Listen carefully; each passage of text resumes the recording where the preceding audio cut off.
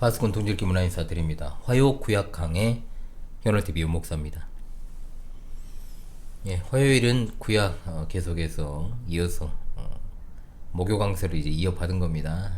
이어서 계속해서 구약을 이제 순서대로 진행할까 합니다. 이번 주는 창세기 42장 18절로 25절의 말씀을 본문으로 화요 구약 강해를 진행하도록 하겠습니다. 먼저 창세기 42장 18절로 25절의 말씀을 제가 낭독합니다. 사흘 만에 요셉이 그들에게 이르되 나는 하나님을 경외하노니 너희는 이같이 하여 생명을 보존하라. 너희가 확실한 자들이면 너희 형제 중 한 사람만 그 옥에 갇히게 하고 너희는 곡식을 가지고 가서 너희 집안의 굶주림을 구하고 너희 막내 아우를 내게로 데리고 오라. 그러면 너희 말이 진실함이 되고 너희가 죽지 아니하리라 하니 그대로 하니라. 그들이 서로 말하되 우리가 아우의 일로 말미암아 범죄했도다. 그가 우리에게 애걸할 때 그 마음의 괴로움을 보고도 듣지 아니하였으므로 이 괴로움이 우리에게 임하도다. 루벤이 그들에게 대답하여 이르되 내가 너희에게 그 아이에 대하여 죄를 짓지 말라고 하지 아니하였더냐. 그래도 너희가 듣지 아니하였느니라. 그러므로 그의 핏값을 치르게 되었도다 하니 그들 사이에 통역을 세웠으므로 그들은 요셉이 듣는 줄을 알지 못하였더라. 요셉이 그들을 떠나가서 울고 다시 돌아와서 그들과 말하다가 그들 중에서 시므온을 끌어내어 그들 눈 앞에서 결박하고 명하여 곡물을 그 그릇에 채우게 하고 각 사람의 돈은 그의 자루에 덜어놓게 하고 또 길 양식을 그들에게 주게 하니 그대로 행하였더라. 아멘. 하나님의 주권적인 섭리는 요셉을 하루아침에 억울한 누명을 쓰고 감옥에 갇힌 죄수에서 세계적 제국의 지배자가 되게 하셨죠. 물론 하나님께서는 지난 13년이라는 긴 시간 동안 요셉의 신앙을 연단하시고 또 이집트의 국정을 운영할 수 있는 자격을 갖춘 자로 훈련하셨습니다. 이런 일련의 과정도 하나님이 그와 함께 하셨기 때문에 가능한 일이었죠. 요셉의 신분이 죄수에서 이집트의 통치자로 바뀐과 동시에 하나님께서는 요셉으로 하여금 또한 가정을 이루도록 허락하셨고 또 귀한 아들 둘을 안겨주셨습니다. 장자는 므낫세란 이름으로 그 뜻은 잊어버리게 함. 요셉의 삶 가운데 겪었던 모든 고난과 아픔들을 하나님께서 잊게 하셨다는 의미로 장명한 것이겠죠. 또 물론 요셉이 아버지와 그 형제들을 다 잊어버렸다는 의미는 아닐 겁니다. 여기서 잊었다는 건 그들의 어떤 그러한 고통스러운 나날들에 대한 아픔을 잊었다는 뜻입니다. 차자는 에브라임입니다. 에브라임은 열매를 많이 맺다. 하나님이 수고의 열매를 많이 맺게 해주셨다는 측면에서 붙인 이름입니다. 자녀들이 태어날 때 이집트 상황 7년 동안의 대풍년 기간이죠. 그 상황에 맞게 붙인 이름이기도 하지만 실제로 에브라임은 훗날 북이스라엘의 대표 지파로 강력하게 성장하게 되는 걸 보여주는 애언적 측면의 이름이기도 합니다.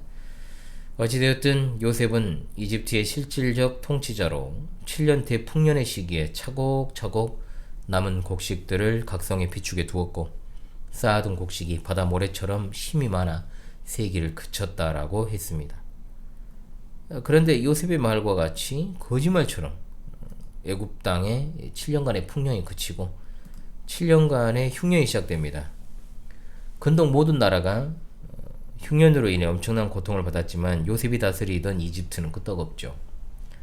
이집트 백성들이 곡식을 구하니 바로는 요셉에게 가서 그가 너희에게 이르는 대로 하라 말합니다. 드디어 그동안 비축해 두었던 곡식 창고를 열어 이집트 백성들에게 팔죠. 그뿐 아니라 각국 백성도 곡식을 사려고 이집트로 들어와 요셉에게 오게 되니까 그만큼 기근이 전 세계적으로 극심했다는 것을 알 수 있습니다. 하나님께서 요셉을 보내심은 그야말로 세상의 구원을 위한 방편이기도 했다는 사실을 알 수 있게 되는 거죠. 미리 대비해 두었던 정책으로 인해 이집트 왕실은 큰 부를 거머쥐게 되고 세상은 기근에 시달렸을지 모르나 요셉은 큰 번성을 이루게 된 것입니다. 이집트에 비축된 양식이 있고 또 각국 사람들이 그곳에 몰려들고 있다는 소식이 야곱 가정의 야곱의 귀에도 들어갑니다. 이집트와는 달리 야곱이 살던 가나안 땅은 기근으로 엄청나게 허덕이고 있었습니다. 그런데도 그 누구와는 어찌할 바를 모릅니다. 그래서 야곱은 미적대는 자기 아들들을 책망하며 어찌하여 서로 보고 있느냐. 요셉과는 너무 대조되는 형제들의 모습 아닙니까? 요셉은 자신이 통치하는 이집트뿐만 아니라 자신에게 몰려드는 각국 사람을 직접 맞이하며 그들에게 곡식을 팔아서 그들의 생명을 유지할 수 있게 하는 노력을 하고 있는데 형제들은 멀뚱멀뚱 있다가 야곱이 명령을 하니까 그제서야 이제 움직이기 시작을 했다는 말입니다. 막내 베냐민을 제외한 10명의 요셉의 형들이 이집트로 곡식을 사러 내려갑니다. 여기서 이 10사람을 야곱의 아들들이라고 소개하지 않고 뭐라고 소개합니까? 요셉의 형들이라고 소개를 합니다. 중요한 전환점을 이룬다라고 볼 수 있습니다. 하나님의 계시 역사를 주도하는 인물이 바로 야곱에서 요셉으로 전환되었다는 거죠. 야곱이 베냐민을 보내지 않은 건 자기가 사랑했던 라헬의 소생이었던 요셉을 이미 잃어버렸는데 혹시라도 또 재난을 당할까 싶어 베냐민을 제외하고 나머지 10명의 아들들을 보낸 것입니다. 이미 이집트에 곡식이 있다는 소식을 들은 인근 나라 사람들이 떼지어 이집트로 향했겠죠. 그 틈에 이제 요셉의 형제들도 끼어 있던 겁니다. 이집트의 실질적 지배자 총 요셉이 이런저런 일도 많았을 텐데 직접 곡식을 사러 오는 사람들을 대면했던 이유가 뭘까요? 바로 하나님께서 자신에게 꿈으로 계시하여 주신 사실을 요셉이 계속해서 간직하고 있었고 형들이 올 것을 기다리고 있던 겁니다. 언제 올지 모르니 당연히 항상 보고 있어야 되겠죠. 요셉은 선지자로서 자신이 이집트에 파견되어 있는 하나님의 종임을 한시도 잊지 않았습니다. 드디어 요셉이 이집트 총리가 된 지 9년째 형들에 의하여 이집트로 팔려온 지 22년 만에 형들을 만나게 됩니다. 참으로 극적인 순간 아닙니까? 엄청난 둘 사이에 간극이 있습니다. 생겼어요. 요셉은 이집트 온 땅을 다스리는 통치자였고 요셉의 형들은 양식을 구하러 온 수많은 사람 중 하나였을 뿐이다. 또한 요셉은 외국인 구매자들을 내려다보며 지시하는 입장이 있지만 요셉의 형들은 그 앞에 엎드려 절을 합니다. 요셉은 대번에 형들 알아보겠죠. 얼마나 만감이 교차했을까요? 22년이란 시간이 흘렀지만 잊을 수 없죠. 그러나 형들을 알아보지 못합니다. 17세 소년 시절 자신들이 팔아버린 요셉이 죽었는지 살았는지 알 길이 없고 자기들의 눈앞에 이집트 복식을 갖추고 호령하는 이 이집트 통치자가 자신들의 동생이라고 꿈에 생각하지 않는 거죠. 아예. 요셉이 하나님의 선지자로서의 자신의 책무를 생각하지 않았다면 형들을 보고 복수를 했을지 모릅니다. 그러나 그는 그에게 꿈으로 주신 하나님의 계시가 이루어지는 사실을 발견하게 됩니다. 형들의 곡식단이 요셉의 곡식단에 절을 하고 해와 달과 11별이 요셉에게 절하는 꿈이었죠. 분명 요셉의 형들도 그 꿈의 의미를 알았지만 그들은 요셉을 죽여서 그 꿈이 이루어지는지 시험하려고 했던 자들입니다. 그러나 그 꿈은 하나님의 계시였고 그 꿈이 이루어지는 순간입니다. 하나님은 요셉으로 하여금 보디발의 집을 다스리게 하셨고 애굽의 궁중 감옥을 다스리게 하셨고 최종적으로 이집트 실제적 지배자가 되어 나라를 다스리게 되었습니다. 그리고 이스라엘로 대표되는 하나님 나라 다스린 자가 되어야 됩니다. 요셉은 자신이 꾼 꿈이 바로 이러한 하나님의 놀라우신 구원작전과 섭리사에 관한 것임을 확실하게 인식하였습니다. 막장 드라마라고 한다면 형들을 보면 어떻게 되겠어요? 어이 형들 내가 누군지 몰라? 하면서 22년 전 그날 난 당신들이 한 짓을 알고 있다 하면서 내가 죽은 줄 알았어! 이렇게 새파랗게 살아있어. 나를 그렇게 못살게 굴고 시기하고 결국 나를 죽이려고 하다니. 근데 나는 이집트의 지배자야. 다 부셔버릴 거야 하면서 그렇게 할 수도 있었겠지만 그렇게 하지 않죠. 이후에 펼쳐질 모든 요셉의 행동을 보면 보복과는 거리가 멉니다. 요셉은 자식이 형들을 다시 만나게 한 것이 바로 하나님이심을 확신합니다. 자신이 이집트로 흘러들어오게 된 것, 그리고 그 모든 과정 가운데 하나님이 함께 하셨던 것들, 그리고 이제 최종적으로 하나님 나라를 다스릴 왕으로 세우실 것임을 확신했던 것이죠. 고대시대 군주들은 그야말로 힘과 권세로 백성들을 찍어 눌러 그들을 지배했지 않습니까? 백성들이 군주를 사랑과 존경으로 봤던 것이 아니고 두려움과 공포로 섬겼던 것입니다. 요셉이 그런 식으로 형들을 대했다면 세상 군주와 다를 것이 없습니다. 형들이 요셉에게 절한 건 요셉이 형들의 왕이 되었다는 의미자 동시에 하나님 나라를 다스리게 되었다는 뜻입니다. 그러면 왕으로서 요셉은 그 나라를 제대로 다스리는 것이 중요하겠죠. 왜냐하면 하나님 나라와 세상 나라는 근본적으로 다르기 때문입니다.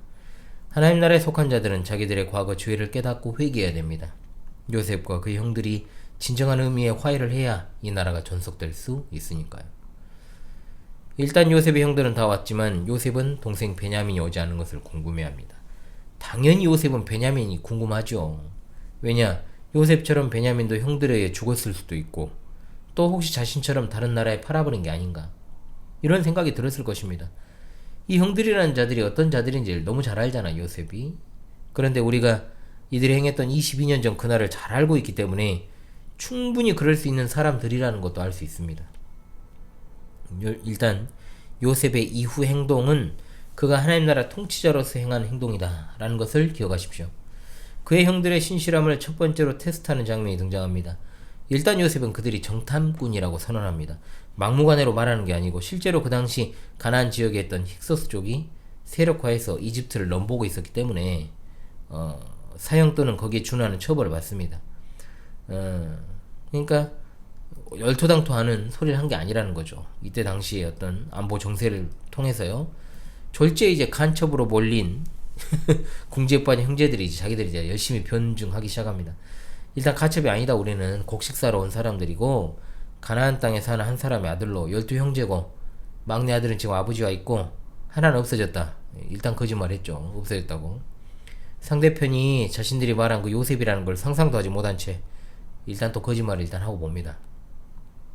요셉이 이걸 듣고 그 막내 아우가 와야 너희들의 진실함이 증명된다면서 강경한 입장을 보입니다. 그러면서 처음에는 한 사람이 가서 아우를 데려오고 나머지 9은 감옥에 있으라고 말합니다. 심지어 바로의 생명으로 맹세한다고 했으니 그야말로 양보와 타협 없다는 거죠. 그리고 3일을 가둬둡니다. 이 3일이라는 시간은 요셉이 그들을 갖다 일부러 괴롭히려고 보복성으로 그렇게 한 게 아니고 그들이 생각하고 다시금 과거 자기들의 범죄를 생각나게 하기 위한 시간이었습니다. 그러니까 요셉은 그들이 간첩 아니라는 걸 너무 잘 압니다. 그리고 그들이 과연 자기들의 아우 베냐민을 형제로 생각하고 있는지 이에 대한 시험을 하는 거죠. 그리고 3일이 지나 다시 대면한 자리 요셉은 자신을 이렇게 소개합니다. 나는 하나님을 경외하노라. 이건 이제 두 가지 측면을 가지고 있습니다. 하나는 나는 사적인 감정을 가지고 일을 하는 사람이 아니다. 이 말 안에 그가 하나님의 대리자로 지금 이 일을 하고 있다. 이걸 갖다가 간접적으로 드러내는 거죠. 두 번째, 나는 신뢰할 만한 사람이다. 이걸 드러냅니다. 이집트 여러 신 중에 하나 이름을 대서 말했다면 요셉의 형들이 당혹스러웠겠지만 하나님을 경외한다고 하므로 신뢰감과 친밀감을 동시에 준 겁니다. 그리고 처음의 제안과는 달리 한 사람만 이곳에 잡혀있고 나머지 9이 가나안에 갔다 올 수 있도록 명령을 합니다. 볼모로 잡힐 자는 시몬입니다. 시몬이 사는 길은 이제 베냐민이 이집트에 와야 되는 것 뿐입니다. 사실 이스라엘의 미래가 베냐민에게 달려있죠. 이것이 요셉이 형들을 테스트하여 고치려고 했던 첫 번째 이유. 요셉의 형들은 과거에 요셉 하나 없애버려도 괜찮다고 생각을 했습니다. 사실 아버지가 사랑했던 라헬의 소생 요셉의 동생 베냐민에 대해서도 크게 다르지 않았을 것입니다. 야곱이 세상을 떠나면 베냐민의 안전도 장담 못하잖아요. 그런데 이제는 그 베냐민이 이 이스라엘이라는 나라 전체의 존망을 책임지는 존재가 되었다는 겁니다. 3일간 갇혀있던 요셉의 형들이 이런저런 생각을 했겠죠. 그러면서 요셉의 말을 들었을 때 그들이 비로소 과거에 있던 자기들의 범죄를 생각해냅니다. 우리가 아우의 일로 말미암아 범죄하였도다. 그가 우리에게 애걸할 때 그 마음의 괴로움을 보고도 듣지 아니하였으므로 이 괴로움이 우리에게 임하도다. 정확한 생각입니다. 그들의 그 범죄를 생각나게 하시고 회개하게 하시려고 하나님께서 이 상황을 만들어 주셨으니까요. 루벤도 말하잖아요. 내가 그 아이에 대해 죄를 짓지 말자고 하지 않았느냐. 그래도 안 듣더니 이제 우리가 그 피값을 치르게 되었다고 말입니다. 자기들끼리 막 히브리어로 막 열심히 말했겠죠. 막. 그러나 요셉은 자기 모국어를 다 알아듣고 있습니다. 그런데 통역을 세워놨으니 당연히 요셉의 형들은 요셉이 알아들을 것이란 생각 자체를 하지 않았겠죠. 요셉이 그들을 떠나 울고 다시 돌아옵니다. 얼마나 만감이 교차하는 눈물이었겠습니까? 인간적으로 이 형들이라는 사람들이 얼마나 미웠겠어요. 또 한편으로 짠하기도 하고 또 자기는 몰랐던 사실을 알기도 되기도 하고. 그러니까 큰형이 또 그래도 자기를 구하려 했다는 걸 이런저런 생각에 눈물이 났겠죠. 당연히. 이로써 형들에 대한 1차 테스트는 되었다 싶어 형들 앞으로 돌아옵니다. 적어도 형들은 자기들의 말을 믿지 않고 간첩으로 보는 이집트 총리에 대해서 비난하지 않고 자기들의 과거 범죄를 뉘우치고 있습니다. 성경에 우리 주님을 비롯해서 눈물을 흘리는 사람들이 나오는데 특히 요셉이 자주 울어요. 자주 웁니다. 7번이나 우는 장면이 나오거든요. 지도자라는 자들이 뭐 그잖아요. 정치 지도자들이 눈물을 이제 과즙을 짜는 것처럼 이제 보여주기 식으로 막 안약 넣어가지고 쥐어 짜내고 흘리는 눈물을 우리가 과거에 많이 봤습니다. 이제는 눈물을 흘리는 인간도 없어요. 그러니까 현 시점에서 요셉의 모습은 참 진짜 자기 백성들을 위한 눈물을 흘리는 측면에서 진짜 지도자의 모습이었다는 것인가. 요셉이 형들이 보는 앞에서 시므온을 결박을 합니다. 일부러 그렇게 한 거예요. 부하들에게는 그들에게 건넬 곡물을 채우게 합니다. 그러니까 값을 지불한 만큼의 곡물을 넣은 것이 아니, 곡만 넣은 게 아니라 그들이 지불했던 돈도 그냥 각 사람의 자루에 넣었고 또 여행하면서 필요한 양식까지 챙겨줍니다. 요셉의 이런 행동에 대한 해석이 분분하지만 이건 요셉이 형들에게 베푼 호의, 마치 친정에 간 딸에게 엄마가 이것저것 챙겨주고 돈도 넣어주는 것으로 생각하면 되겠죠. 여기에 더해서 요셉이 또 하나 그들이 은혜의 빚을 지도록 한 의도도 있다고 볼 수가 있겠습니다. 요셉의 형들은 그 돈을 보고 더 걱정이 늘어나죠. 빚진 자는 당연히 채무를 진 자, 채주의 종이 되잖아요. 일단 반드시 다시 올 것이고 또 그들이 진 빚으로 인해 더 엎드리게 되겠죠. 이건 형들이 더욱 죄책감을 느끼고 회개하게 하기 위한 압박이라고 볼 수 있습니다. 그들이 길을 떠나 여관에 들렀다가 자루를 풀었는데 돈이 자루 거기에 있어요. 그래서 그들이 깜짝 놀라 두려워 말하기를 하나님이 어찌하여 이런 일을 우리에게 행하셨는가. 이렇게 일이 꼬여가는 건 분명 하나님이 내린 저주라고 생각을 했을 것입니다. 옛날에 자기들이 지은 죄에 대해서 하나님이 징계를 내리시는 것으로 여기는 거죠. 갈수록 그들은 과거 자신들이 행했던 일에 뉘우치며 자책을 합니다. 자, 우리는 요셉이 형들을 테스트하면서 고백한 것처럼 그가 하나님을 경외하는 자라는 사실을 다시금 보게 됩니다. 하나님을 경외하는 자는 자기의 감정보다 하나님의 뜻이 어떠한가를 먼저 생각하는 자입니다. 사사로운 감정을 가지고 있었다면 요셉은 어떠한 형태로든 형들에게 보복을 했을 겁니다.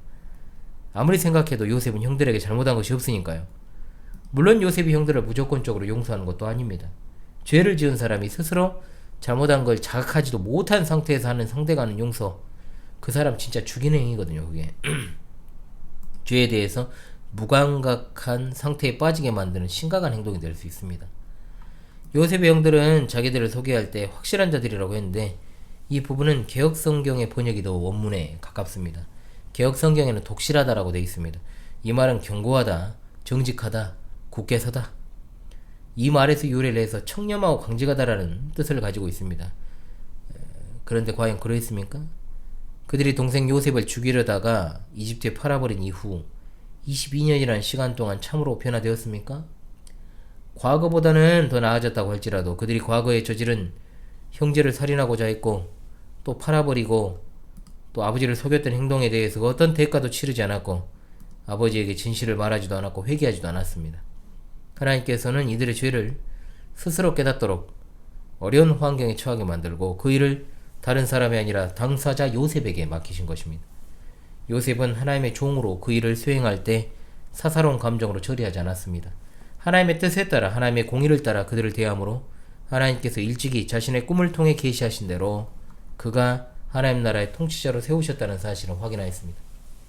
요셉의 사명, 깨어진 하나님의 나라를 바르게 회복하는 일이었는데 그것은 바로 요셉과 형들의 관계 회복으로 이루어지는 일이었습니다.